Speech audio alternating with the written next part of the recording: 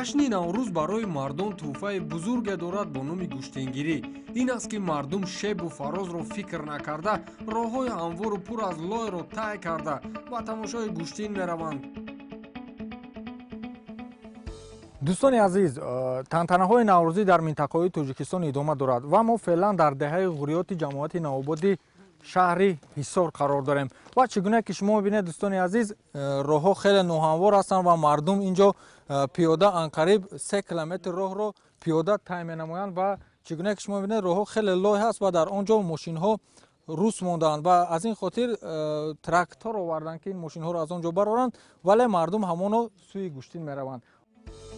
чорабинии гӯштингирии Ҳисор дар деҳаи ғуриёт баргузор шуд. барои тамошои гӯштин бояд роҳи ноҳамвору пур аз лойро тай мекардем. ҳамин тавр ҳам шуд. ҳеҷ гап не. унҷо беҳтарин гӯштин моро интизор аст ку. аз хурд то бузург ҳама сӯи майдони гӯштингирӣ. инҷо мо бо меҳрона вохӯрдем. фикр мекунам мухлисони гӯштин аллакай ӯро медонанд ки чӣ хел писаронро дар гӯштин ба тахтапӯш мехобонд. ҳар нафаре ки мухлиси ашадии гӯштин аст ва пайваста дар шабакаи ютуб гӯштини зеборо ҷустуҷӯ мекунад, меҳронаро мешиносад. барои чӣ?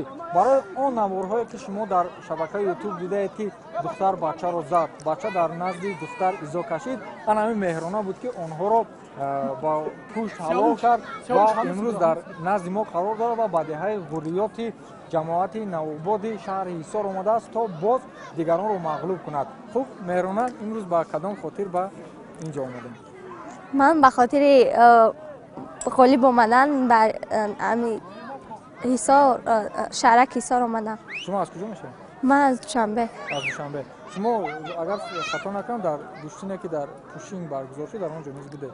бале, ман дар он ҷо дар деҳаи Пушинг дар ноҳияи Данғара гӯштин гирифта 4 писарро мағлуб кардам. 4 писарро мағлуб кардед. бо писарон гӯштин гирифта мушкил не? не, ҳар нафаре ки машқи зиёд кунад ба вай фарқ надорад чӣ духтар бошад чӣ писар. чун анъана гӯштин бо дуои пирон оғоз шуд, яъне чӣ хел дуо? аз рӯи оин барои ширин шудани гӯштин бояд ду бузургсол ба майдон биёянд ва бо ҳам қувваузмоӣ намоянд. инро мо аз азал арҷ мегузорем. тибқи оин ду мӯйсафед бо ҳам рақобат карданд. хеле ширин буд.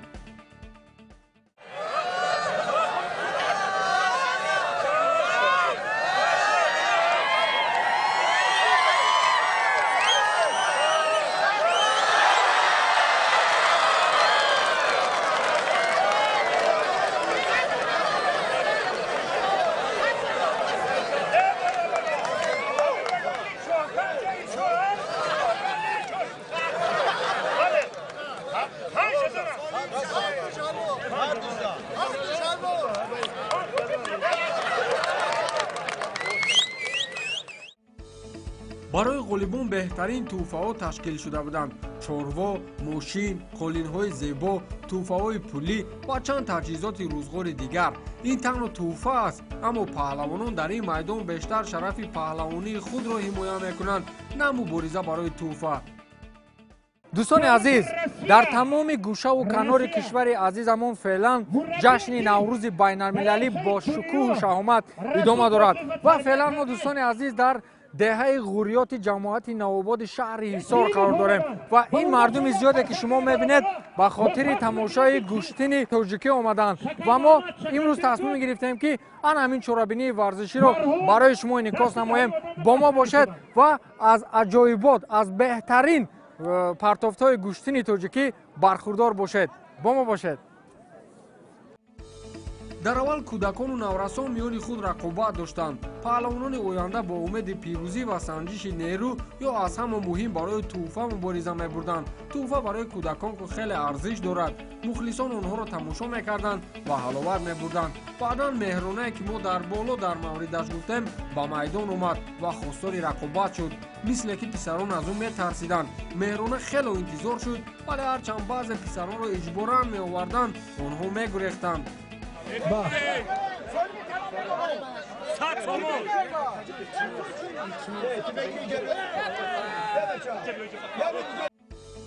рақиби аввал ки ниҳоят нанг карда баромад дар муқобили меҳрона хеле кӯшиш кард.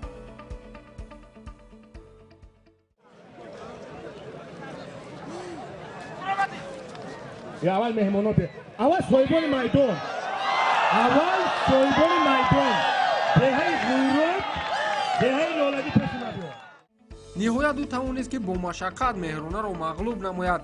гӯштин миёни наврасону ҷавонон бо шӯру шавқ идома меёфт. меҳруна боз хостори рақиби дигар гашт. ҳамин тавр ӯ 4 рақиби дигари худро мағлуб намуд.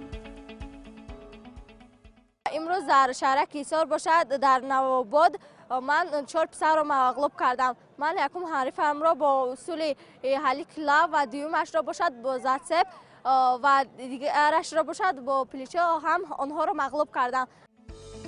меҳруна танҳо нест ки аз миёни бонувон дар чорабиниҳои гӯштингирӣ иштирок намояд. сафи онҳо низ дар чунин рақобатҳо зиёд аст. нағз баромад кард. бо 5-6 нафар варзишгарон дастболо шуд. аз байни онҳо мавлуда низ ки таҳти роҳбарии ман тамрин менамояд дар ин мусобиқаи бонуфуз сазовори ҷои аввал гардид ва мукофотҳои аз тарафи тадорукот додаро супурданд ба он. ва ман боварӣ дорам ки дар ин наврӯзиҳо дар ин мусобиқаҳои байналмилалӣ духтарони тоҷик арзанданд ва тамрин намоянд. онҳо гӯштини миллии тоҷикистонро дар арсаи байналмилалӣ нишон медиҳанд. воқеан ҷамоати навобод маъракаи гӯштинро сазовор ташкил намуданд. бахшида ба ҷашни наврӯзи байналмилалӣ имрӯз дар ҷамоати деҳоти навобод гӯштини миллӣ барпо шуд ки аз тамоми минтақаҳои ҷумҳурӣ паҳлавонони шинохтаи ҷумҳурӣ ҳузур доранд ва чорабинии мо ба як сатҳи баланд гузаронда истодаанд. дар ин ҷо паҳлавонони шинохтаи ҷумҳурии тоҷикистон устодони дараҷаи байналмилалӣ байни ҳамдигарӣ қуввозмоӣ намудастанд ва намуди гӯштини миллии суннатии тоҷикиро ба мардум нишон дода истодаанд. гӯштини имрӯзаам хеле ба дараҷаи хуб рафта истодааст. мана паҳлавонон аз тамоми ҷумҳурӣ омадагиянд. ҳақназар назаров аз нӯяисор, шакармаҳмад мирмаҳмадов, сайҷалол саидов ва бисёр дигарон паҳлавонон омадагиянд. имрӯз дар маъракаи мо ба монанди дадахон қурбоналиев мана баромад мекунанд. ҷавонон аз ӯ дида ибрат мегиранд. мусаллам аст ки ҳар паҳлавоне машҳур шуд мардуми зодгоҳ аз ӯ ифтихор мекунанд ва эҳтироми хоса мегузоранд. шаҳри ҳисор имрӯзҳо аз ҳақназар назаров паҳлавони номдор ки дар арсаи байналмилалӣ хеле муваффақ аст ифтихор менамоянд ва ҳангоми баромади ӯ ба майдон ҳама аз ҷой бархоста даст мекуфтанд. бо ба майдон омадани ӯ рақиби аслии ӯ фарод раҳматуллобеков ки дар чандин рақобатҳо бо ҳам нерӯ санҷидаанд дарҳол ба майдон омад то қасди шикасти қаблиашро маҳз дар ҳамин ҷо бигирад. ба онҳо дод доданд ва мардум мунтазири рақобат гардид. гӯштин хеле тезитун сурат мегирифт. ниҳоят ҳақназар ҳарифи худро ба замин партофт. мухлисон аз ҷой бархостанд вале довар негуфт. дар кӯшиши дуюм низ ҳамин хел не. ниҳоят ҳақназар дили мухлисонашро шод гардонд. бо усули зебо ба тахтапӯш хобонид ва ҳамин тавр ҳалол.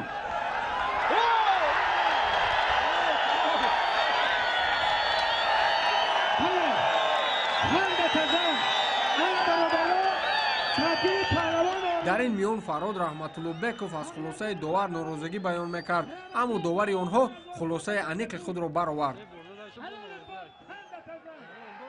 аз нигоҳи ман ҳақназар назаров паҳлавони ҳисорӣ бартарӣ дошт. ҳақназарро баъди ғолибияташ мо дарҳол ба суҳбат даъват кардем. не нагуфт ва дар мавриди муваффақиятҳои ҳаминсолааш ва ҳарифаш каме нақл кард. ман дар ҳамин соли 2020 дар ҳамин иди наврӯз дар ноҳияи абдураҳмони ҷомӣ дар он ҷо ҳамин хел мусобиқаи гӯштини миллӣ баргузор гардид. дар он ҷо дар вазни 90 кило қуввозмоӣ кардам. дар он ҷо ҳарифони пурқувват бисёр буданд. ҳамин варзишгари мангол хишник баяр комрон кадликов вай ҳам варзишгари хуб аст. исроил раҳимов исроил вай ҳам варзишгари хуб буд. ба ҳамин ҳама ҳарифҳо дастболо шуданд ва соҳиби шоҳҷоиза шудам. оҳиста оҳиста майдони рақобат гарм мешуд ва паҳлавонони бузург аз қабили шакармаҳмад мирмаҳмадов, саидҷалол саидов, хуршед маҷидов ва дигарон барои майдондории ҳариф интизор мешуданд. ростӣ ба назди ин паҳлавонон ҳарифе наменишаст. ниҳоятан ба хости мухлисон аз миёни тамошобинон паҳлавони шинохтаи тоҷик фарёд шайхов ба майдон омад ва хостори бо саидҷалол рақобат намудан кард. ин ғайриинтизор буд.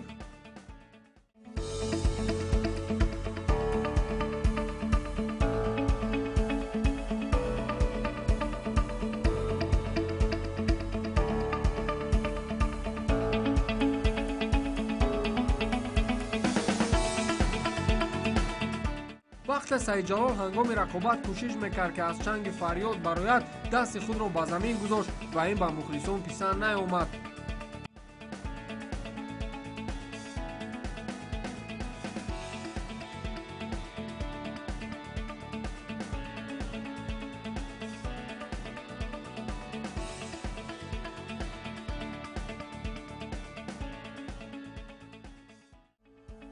рақобати ин ду варзишгар анқариб 40 дақиқа давом кард, вале мутаассифона мо ягон партофти олиро дар иҷрои ин ду паҳлавони номдор надидем. ростӣ рақобати саидҷалолу фарёд хеле дилгиркунанда шуд. ниҳоят баъди сипарӣ шудани чанд дақиқаи дигар ба хулосае омаданд ки натиҷаи рақобат дуранг шавад. дар қисмати дигари майдон варзишгари номдор аз водии ҳисор Дадахон Қурбоналиев ки ба қавле ҳисориҳо хеле дӯсташ медоранд, бо варзишгари номовари дигари тоҷик Шакармамад Мирмамадов рақобат мекард.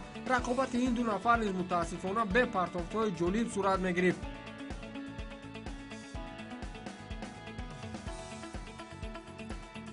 Дадахон баъди андак рақобат мисле ки вақт мекашид. ӯ атрофи Шакармамад назди 2-3 дақиқа тоб мехӯрд. ин амали Дадахон хеле идома кард. кор то ҷое расид ки Шакармамад эътироз намуд ва ба ҳарифи худ иҷоза намедод ки беҳуда вақтро сарф намояд. ин кор баҳс ба миён овард.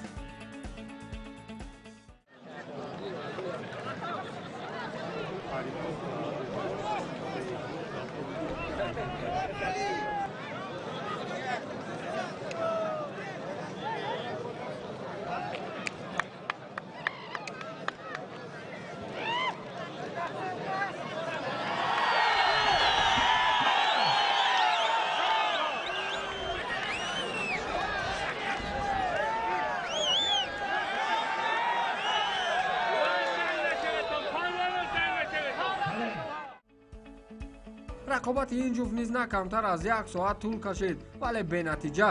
инҳо ҳам дуранг шуданд. хуршед маҷидови номдор ки дертар рӯи майдон омад, бо хости мухлисон ӯро бо ҳақназар барои соҳиб шудан ба шоҳтӯҳфа яъне автомобил рақобат монданд. аз дур аён буд ки пас аз андаке рақобат он ҷо чину фаҳмие сар задааст. онҳо машварат мекарданд. баъдан маълум шуд ки яктаги хуршед маҷидов барои гӯштингирӣ мусоид нест. пас аз чанд дақиқа баҳс ниҳоятан рақобати онҳо лағв шуд. бо ҳамин бегоҳ шуд ва фурсати бори дигар барои шоҳтӯҳфа рақобат кардан набуд. аз ин хотир чӣ гунае гуфтем бе муайян шудани соҳиби автомобил чорабинии гӯштингирӣ хотима ёфт.